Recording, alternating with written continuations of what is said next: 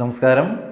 ശനിമാറ്റം 2025 March മാസം 29-ാം തീയതി ശനി രാശി മാറുകയാണ്.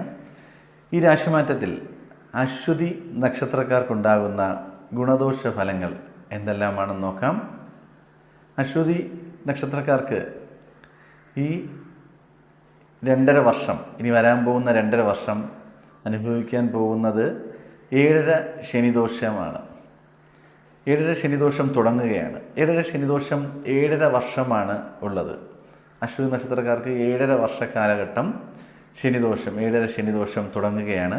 അതിൽ 2.5 വർഷം ശനി ജന്മരാശിയുടെ 12-ാം രാശിയിലും, തുടർന്നുള്ള 2.5 വർഷം ജന്മരാശിയിലും, തുടർന്ന് ജന്മരാശിയുടെ 2-ാം രാശിയിലും, അങ്ങനെ 7.5 വർഷക്കാലമാണ് അശ്വതി നക്ഷത്രക്കാർക്ക് ശനിദോഷം വരുന്നത്.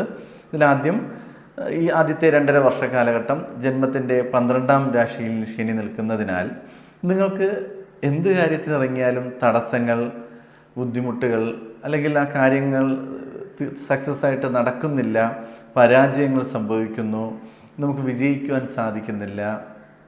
ഏത് മേഖലയിലോട്ട് തിരിഞ്ഞാലും വളരെ പതുക്കെ കാര്യങ്ങൾ നടക്കുന്നുള്ളൂ. ഒരു മാസം കൊണ്ട് നമുക്ക് നേടിയെടുക്കുവാൻ കഴിയുന്ന കാര്യങ്ങളെല്ലാം നമുക്കൊരു 3 മാസത്തോളം ആകുന്നത് നേടിയെടുക്കുക. അതായത് അതിൻ്റെ വിജയത്തിലോട്ട് എത്തിച്ചേരുവാൻ വേണ്ടി വല്ലാത്തൊരു മടിയും അലസതയും ഈ ഒരു കാലഘട്ടത്തിൽ കൂടുതലായി വരും. മദ്യപാന ടെൻഡൻസി ഉള്ള വ്യക്തികൾക്ക് അങ്ങനെ ഒരു ടെൻഡൻസി വളരെ കൂടുതലായി തോന്നുന്ന ഒരു സമയമാണ്. അപ്പോൾ വളരെയധികം നിയന്ത്രിക്കുക നമ്മളുടെ ജീവിതശൈലി. ഇത് പറയുന്നത് തന്നെ കൂടുതലും നിങ്ങളുടെ ദോഷങ്ങൾ പറയുന്നത് ഇങ്ങനെ വരാൻ സാധ്യത കൂടുതലാണ്. അപ്പോൾ അതുകൊണ്ട് നമ്മൾ അതിൽ നിന്നും പിന്മാറി അതിനെ അതിജീവിച്ച് ജീവിതം മുന്നോട്ട് കൊണ്ടുപോകാനാണ് ഈ കാര്യങ്ങൾ പ്രത്യേകിച്ചെടുത്ത് പറയുന്നത്.